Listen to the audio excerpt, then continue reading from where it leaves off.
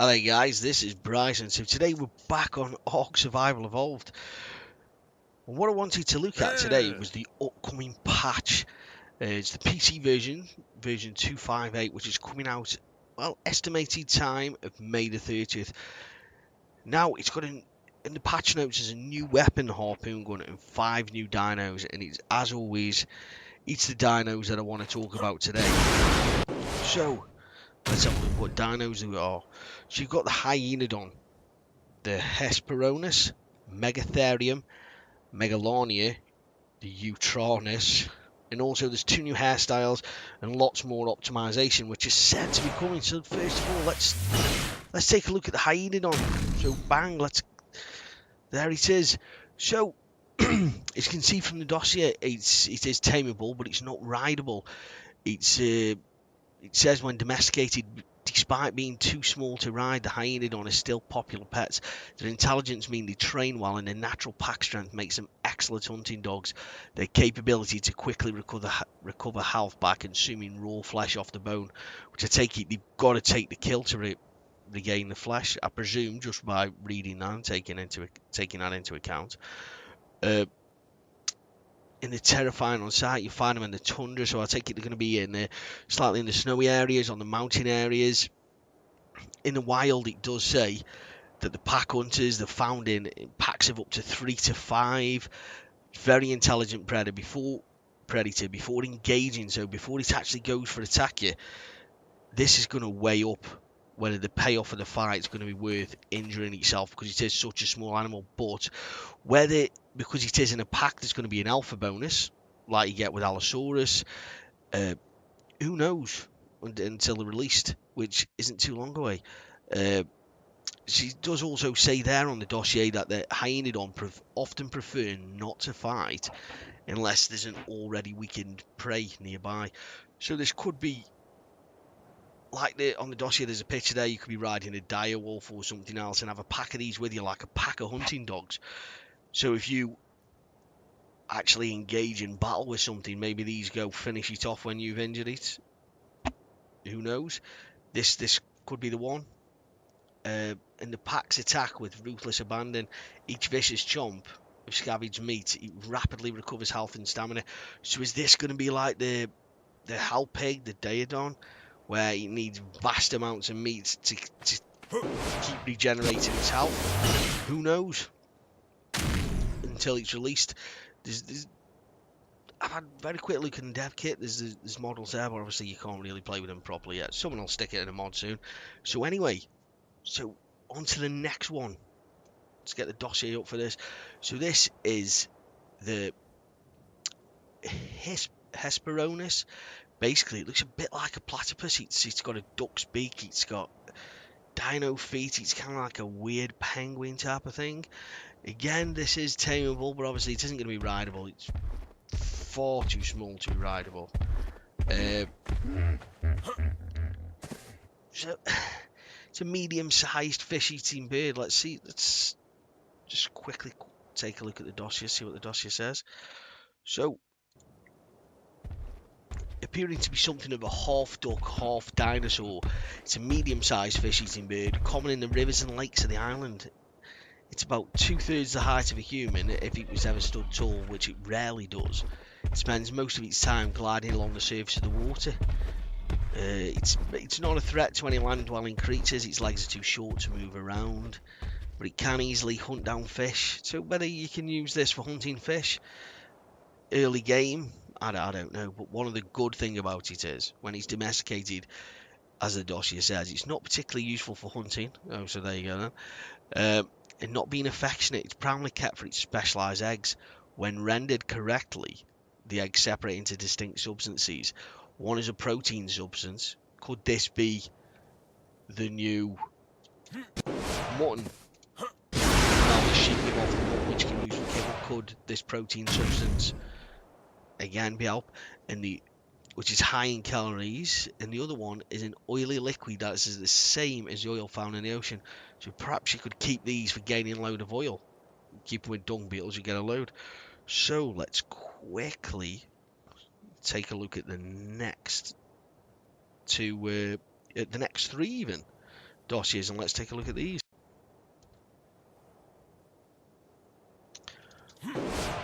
So, the next two we're going to be looking at is the Megatherium and the Megalania, and I'll come to the Yutyrannus at the end.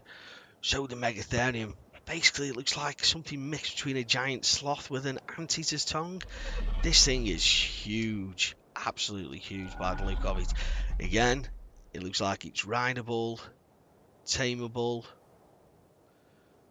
Yeah, it's got its... but I don't think it can be tamed by knocking it out. It does say it's got a high resistance to torpidity. So whether this is... so in the wild, it's the larger mammal of the island. It's most shocking because it's essentially a giant... oh yeah, giant sloth if you crossbred it with an elephant and a bear. Because of its size, it's uncommonly resistant to being knocked unconscious. So this may be, again, a passive tame, like the horses. But this looks like it's going to be really good for caves. It says in the dossier it's slow, except for when it gets near insects, which then it speeds up. Especially insects and arachnids.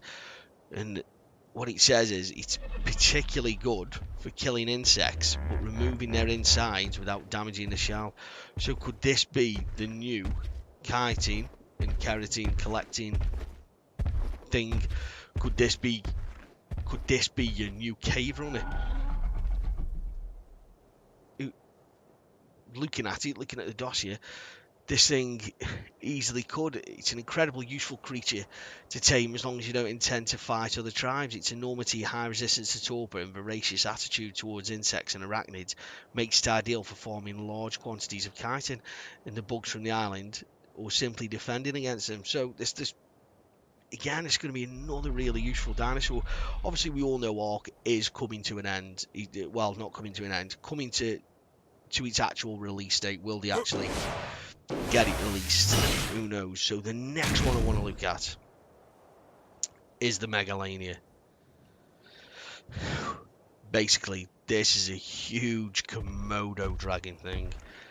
It is obviously carnivore's temperament is aggressive. Now, if you're looking from the dossier, you can see it's among the largest creatures found throughout the island's complicated cave networks, reaching up to 3 meters long. It can traverse vertically up the cave walls with little difficulty, using its claws and iron strength grips. Fortunately, the Megalania's size means it's unlikely to sneak up on anyone. Unfortunately, for spelunkers, it is an aggressive and dangerous creature nonetheless. So could this be another type similar to Thylaco, where this thing will just run up? So looking at it, it's got a poison as well. So it'll drain the victim's effective strength and health until death, or cured by a rare antidote. Could this be another disease they're bringing in?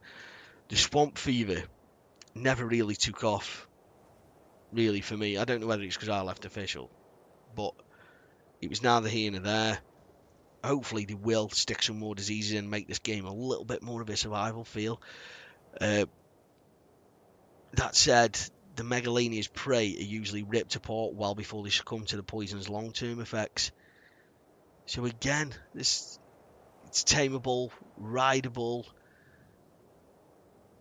This looks like it's going to be a really good one. Literally, you're climbing up walls of people's bases on one of these. Right, so let's get to the Yutyrannus. Let's get this dossier up.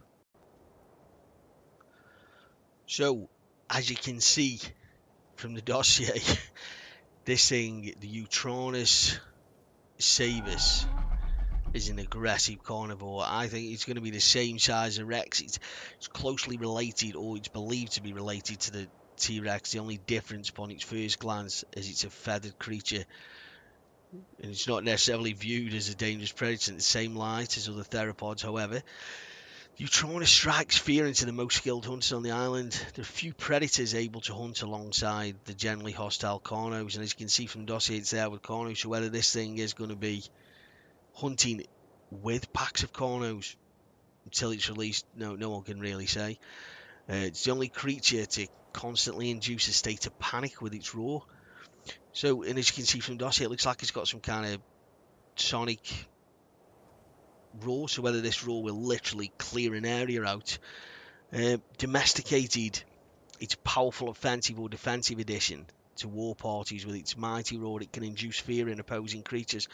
Whether this can cause, when you're doing a raid, if you were to do this, it causes some of the raiding dinos to run the other way for a couple of seconds. I don't know whether it'll have that type of thing, who knows. But it can also be trained to develop a confidence boosting battle cry which counteracts enemy attempts to induce fear.